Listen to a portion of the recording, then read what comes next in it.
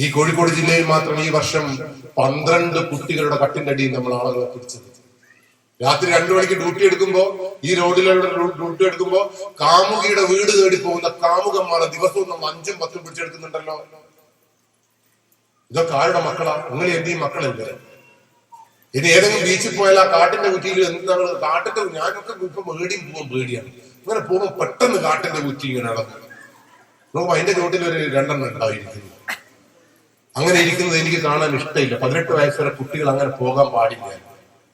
എന്തുകൊണ്ടാ കുട്ടി അങ്ങനെ പോകുന്നത്?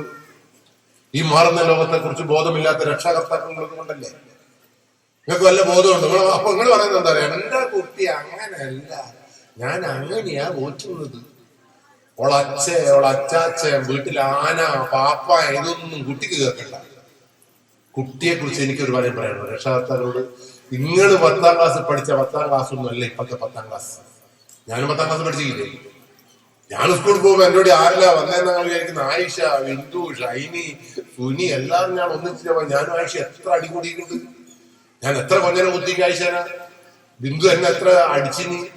പക്ഷെ ഞാൻ ഒരു ബിന്ദുവിന്റെ ഒരു ആയിഷന്റെ കട്ടിന്റെ ഇടയിൽ ഞാൻ പോയിട്ടില്ലല്ലോ. എന്റെ കൂടെ ഒരിടത്തും ഒരു വന്നിട്ടില്ലല്ലോ. എന്തുകൊണ്ടാ വരാത്തത്?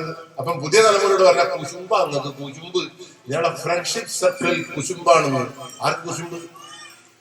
അവിടെയാണ് രക്ഷാകർത്താക്കൾ പരാജയപ്പെട്ടു പോയത്. നമ്മളെ 10ാം ക്ലാസ് അല്ല ഇന്നത്തെ 10ാം ക്ലാസ്. ഇന്ന് 6ാം ക്ലാസ്സിൽ കുട്ടി എത്തുമ്പോഴേക്കും, ഒരു പെൺകുട്ടി 6ാം ക്ലാസ്സിൽ എത്തുമ്പോഴേക്കും ആ പെൺകുട്ടി അല്ലാതായി മാറുന്നുണ്ട് എന്ന് എത്ര രക്ഷാകർത്താക്കൾ ചിന്തിച്ചിട്ടുണ്ട്? 6ാം ക്ലാസ്സിലെത്തുന്ന 7ാം ക്ലാസ്സിലെത്തുന്ന ഒരു പെൺകുട്ടിക്ക് പ്രസവിക്കാനും ഗർഭിണിയാവാനും പ്രാപ്തിയുള്ള, അമ്മയാവാൻ പ്രാപ്തിയുള്ള ഒരു സ്ത്രീയാണ് 6ാം ക്ലാസ്സിൽ പഠിക്കുന്നത്, 7ാം ക്ലാസ്സിൽ പഠിക്കുന്നത്. എത്ര അമ്മമാർക്ക് ബോധമുണ്ട്? ആ കുട്ടിയുടെ ശരീരത്തിലെ സെക്സ് ഹോർമോൺസ് വർക്ക് ചെയ്താൽ എന്ത് മാറ്റം ഉണ്ടാവും എന്ന് നിങ്ങളെ മക്കളെ പഠിപ്പിച്ചിട്ടുണ്ട് നമ്മൾ? ആ കുട്ടിയെ ഒന്ന് തലോടിയാൽ, ഒന്ന് തോണ്ടിയാൽ, ഒരു അമ്മ കൊടുത്താൽ അതിൽ മയങ്ങിപ്പോയി അതിനെ വീണ്ടും വീണ്ടും കിട്ടാൻ അതൊരു ലഹരിയായി മാറുന്ന ലോകത്ത് 13 to 19 ടീനേജേഴ്സ്, കൗമാരപ്രായക്കാർ എന്ന് എത്ര മനോഹരമായിട്ട് നമ്മളെ ശാസ്ത്രം പഠിപ്പിച്ചു തന്നത്.